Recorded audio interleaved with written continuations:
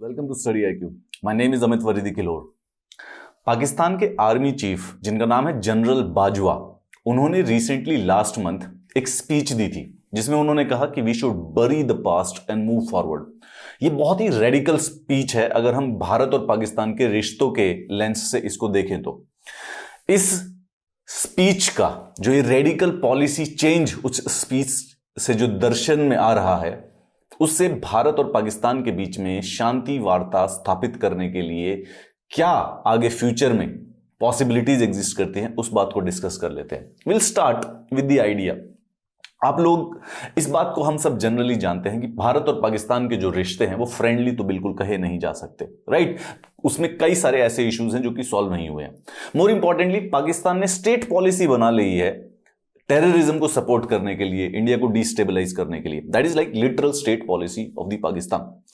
अभी इसीलिए उसी कॉन्टेक्स्ट में, और ये भी आप सब जानते होंगे जो भी न्यूज़पेपर पढ़ रहे हैं, कि पाकिस्तान में उनके प्रधानमंत्री से ज्यादा पावरफुल उनके मिलिट्री आर्मी चीफ होते हैं, जो कि इस समय है जनरल बाजवा। यानी कि इनकी जो स्पीच होती है वो काफी इंपॉर्टेंट होती है। इन्होंने 18 मार्च को एक स्पीच दी जिससे बेसिकली काफी फार रीचिंग कॉन्सिक्वेंसेज हो जाते हैं अगर वो वर्ड लेटर के साथ साथ सेम सब्सटेंस में भी हो तो। It is time to bury the past and move forward when it comes to the country's relation with neighbor and arch rival India। मतलब कि भारत के साथ जो रिश्ते हैं उसको पुरानी भूलों को भूल जाएं और बेसिकली नए सिरे से उसे शुरुआत करें। इस्लामाबाद सिक्योरिटी डायलॉग नाम का एक प्रोग्राम था, वहां पर उन्होंने ये स्पीच दी थी। सवाल यह है कि पाकिस्तान इनके अकॉर्डिंग उस स्पीच में will reprioritize economics and situate it at the heart of its foreign policy। मतलब कि economic development is actually more important than engaging with the India.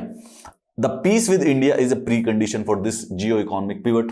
भाई, अगर इकोनॉमी बढ़ाना चाहता है पाकिस्तान तो उसका जो सबसे बड़ा और सबसे पावरफुल नेबर है वो इंडिया है, और उसके साथ बेकार रिश्तों के साथ उसकी इकोनॉमी तो डेवलप होने वाली है नहीं। तो हेंस इस जियो इकोनॉमिक पिवट का जो सबसे सेंट्रल मुद्दा होगा वो इंडिया के साथ रिश्ते सुधारना होगा।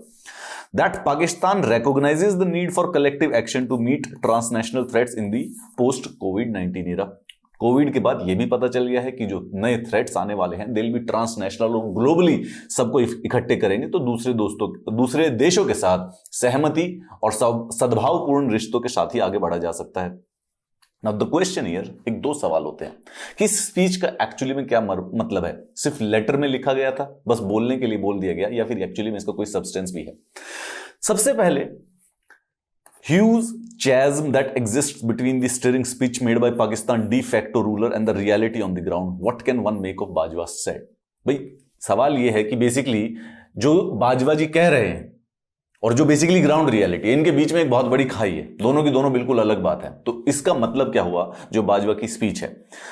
Is Pakistan and it's all powerful military serious about wanting to bury the past. क्या ये सच्ची में स्पीच है? Are they actually serious about it? Was the entire speech nothing more than a slick attempt to recast Pakistan image and showcase it as a peace loving nation, या फिर basically बस image building exercise है? अब इसमें पहले विचार तो ये है कि कुछ खुद के इमरान खान जो कि उनके प्रधानमंत्री है पाकिस्तान के, उनके खुद के एक हाई प्रोफाइल फेडरल मिनिस्टर का कहना है कि जो ये बाजवा की स्पीच है it's basically A PR exercise. PR exercise मतलब कि बेसिकली विश्व को ये दिखाने के लिए कि हम तो बड़े शांतिप्रिय देश हैं, ये बात कही गई है। इसका बेसिकली ग्राउंड से कोई मतलब नहीं है। Bajwa speech wasn't aimed at India but at the rest of the world। इस बात पे ये भी है कि the document drawn up by the Pakistan government which lays out in detail the template that Pakistan must follow to national narrative to foreign audiences. मतलब कि उन्होंने एकदम बिल्कुल ऐसे डिटेल्ड नैरेटिव बनाने की कोशिश की है जो कि बेसिकली फॉरेन प्रेस को दिया जाएगा। Bajwa's speech pretty much conforms to the strategic communication guidelines given in the document। If indeed the speech is nothing more than an image building exercise, then clearly जो prospective peace process को discuss कर रहे हैं बाजवा, वो बहुत ज्यादा दूर तक तो जा नहीं सकता। दोनों साइड हो सकता है एक दूसरे के साथ एंगेज करने की कोशिश करें to have a break water from extraneous pressure, क्योंकि जब दोनों साइड एक दूसरे से एंगेज नहीं करते हैं तो एक्सटर्नल प्रेशर आ जाते हैं और उसके ऊपर इल्जाम लगाया जाता है which country actually do not want to engage, कि आप तो पीस बढ़ाना ही नहीं चाहते। It is a matter of time before the entire flimsy edifice being constructed break down once again. तो अगर इस झूठ के बेसिस पे ये सिर्फ पीआर बिल्डिंग एक्सरसाइज है और कोई एंगेजमेंट भी हुई तो ये जो कागज का जो खेल बनाया जा रहा है ये बहुत जल्दी टूट भी सकता है और दोबारा से हम फिर वहीं पर पहुंच जाएंगे जहां पर इस समय पहले से है। This will happen because cosmetic aside nothing would have changed on the ground. ये बाहर से बस लीपापोती करने के अलावा जो एक्चुअली में जो ग्राउंड पर जो चेंज है वो हुआ नहीं है, तो बेसिकली फिर वहीं पर पहुंच जाना है, चाहे बात करें या ना करें। The best can be hoped is that there will be some mechanism in place, probably on the back channel operating to make sure। बस इस सिचुएशन का ये हो सकता है कि इस सिचुएशन से कोई शुरुआत मिले और वर्स्ट के सिनेरियो में कुछ बैक चैनल फिर भी एग्जिस्ट रहें, ताकि चीजें स्पाइरल आउट ऑफ कंट्रोल ना हो जाए। हम कोई भी देश वॉर चाहता नहीं है, तो बस कोशिश ये रहे कि दो उसके बावजूद भी एनिमिटी बनी हुई है, परंतु चीजें को आउट ऑफ कंट्रोल में स्पाइरल ना हो जाए। ये पहला विचार है कि it's just a PR exercise, Bajwa की जो स्पीच है। दूसरे वाले वर्जन पर अगर हम देखें, अगर हम अज्यूम करें कि they might actually be serious about it, you never know, it obviously requires a far greater than a leap of faith. भाई 70 साल से जो काम कर रहे हो अचानक से तो बदल नहीं सकते हैं, तो इसीलिए it would take a leap of faith to believe Bajwa's speech. If Pakistan military establishment has realised that the cost of conflict with India is no longer sustainable. दुनिया बदल चुकी है, इकोनॉमी की तरफ, प्रोग्रेस की तरफ आगे बढ़ चुकी है। पाकिस्तान को हो सकता है रियलाइज हो गया हो कि जो ये लड़ाइयां करते हैं उनके लिए इंडिया से कॉम्पीट करना मुश्किल है। India is going to be the third largest economy within next 5 to 10 years, और पाकिस्तान बेसिकली एक ब्रोकन नेशन कहलाने लग गया है, तो उनकी आर्मी के लिए भारत के साथ वो मोर और लेस अनसस्टेनेबल है। General Bajwa's speech was full of connectivity, regional integration, human security, trade and transit corridors। अब ये जो सब के सब कॉन्सेप्ट हैं, they make a necessary fit for a foreign policy that puts geo-economic at center। इतने ऐसे जो बजवर्ड यूज किए जाते हैं, इसका मतलब है इकोनॉमिक्स तो बेसिकली इस समय फोकस पे कर रहे हैं। बाजवा's tried to hard sell Pakistan's geostrategic location as a bridge between civilizations and connecting conduit between the regional economies। तो पाकिस्तान की जो जियोग्राफिकल लोकेशन है उसको अपनी स्पीच में बाजवा ने बताया कि इससे कनेक्ट हो सकता है ईस्ट के बीच में, वेस्ट के बीच में, definitely.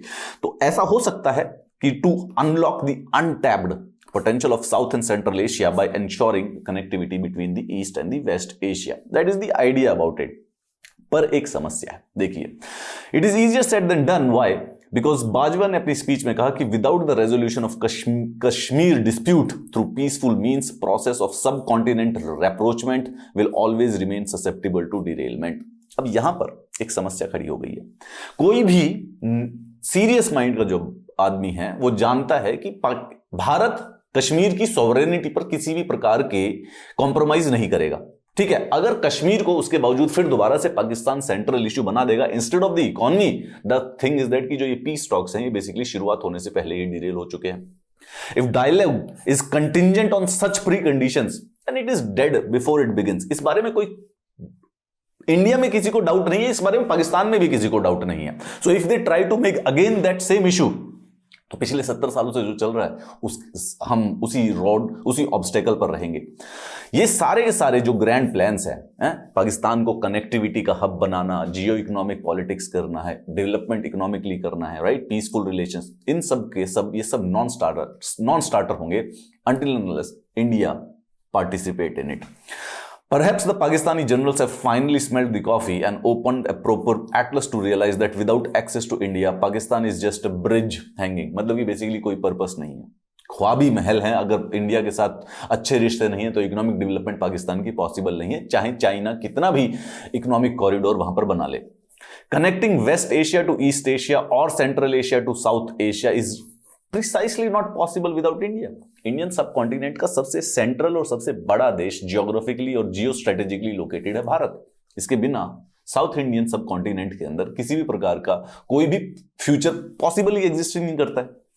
The relevance of Pakistan's geostrategic location in the context of geo-economics is only in relation to India। तो जो बाजवा कह रहे हैं कि पाकिस्तान बहुत ही जियोस्ट्रेटेजिकली लोकेटेड है, the point here is that it's always in the relative to India। Actually में it is the India जो कि कंड्यूइट है ईस्ट एशिया और वेस्ट एशिया के बीच में, not technically Pakistan। Since August 2009, Pakistan has cut off all trade and commercial links with India। ठीक है, कैसे आगे बढ़ोगे? Pakistan is serious about geo economics, connectivity and emerging as a trade and transit hub. It needs to get out of the blind alley which जो present Imran Khan government की जो India policy है which is unsustainable, untenable and unviable. अगर military chief जो कि de facto ruler है, like in fact में basically वही पाकिस्तान को रूल करते हैं, एंड इफ यू बिलीव्स कि पाकिस्तान को जियो इकोनॉमिक्स और कनेक्टिविटी का और एमर्जिंग ट्रेड हब बनाया जाए, the first step would be कि ग्राउंड पे चेंजेस हो इंडिया के साथ एंगेज करने के लिए। and Kashmir will have to definitely be off the table. India can start a conversation with the Kashmir in one way or the other, परंतु उसकी सॉवरेनिटी पे किसी भी प्रकार का इवन 1 इंच का भी बेसिकली कोई कॉम्प्रोमाइज एग्जिस्ट करता ही नहीं है. The Pakistan needs to understand that, और उसके बाद ही बेसिकली जो है पीस वार्ता को आगे बढ़ाया जा सकता है. You must be looking for the PDFs of this class very easily. The PDF shall be available on this Telegram channel. इस टेलीग्राम चैनल पर आइए, आपको PDF मिलेंगे. आप क्या समझते हैं, क्या जानते हैं पाकिस्तान और इंडिया के पीस प्रोसेस के बारे में, इसको YouTube वीडियो के नीचे कमेंट्स करके जरूर बताइएगा. Do you think Pakistan is serious? क्या ये स्टेटमेंट जो पाकिस्तान ने दी है ये सच में है, या फिर हमें खुद कोई रेप्रोचमेंट के लिए हाथ आगे बढ़ाना चाहिए, या फिर एज यूजुअल पाकिस्तान हमें वापस बैक स्टेप कर देगा और ये सिर्फ और सिर्फ एक PR एक्सरसाइज के लिए किया जा रहा है? What do you think about that? Please इसे YouTube वीडियो के कमेंट्स में जरूर बताइएगा. Have a nice day.